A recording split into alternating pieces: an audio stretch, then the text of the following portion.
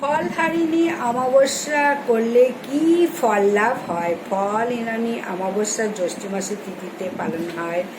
দেবী মা কালী পূজিত হন। ফলহারিণী রূপে মাতৃশক্তির কাছে অমাবস্যা অত্যন্ত গুরুত্বপূর্ণ। নিয়ম আচার পালন করলে দেবীর কৃপায় সকল বাধা বিঘ্ন দূর হয়। ফলহারিণী অমাবস্যায় সমৃদ্ধি লাভের কি উপায় সেটাই বলবো। তন্ত্র সাধকদের কাছে ফলহারিণী অমাবস্যা অত্যন্ত মাহাত্ম্যপূর্ণ তিথি। আর্থিক উন্নতির জন্য এদিন বাড়ির উত্তর পূর্ব কোণে একটি মাটির প্রদীপ জ্বালিয়ে ঘি দিয়ে প্রদীপটি জ্বালাও। প্রদীপের মধ্যে 3টি লবঙ্গ, 3টি এলাচ, একটি কাঁচা মুদ্রা দেবে। এই প্রদীপটা কখনো যেন নিজে থেকে না নেবে।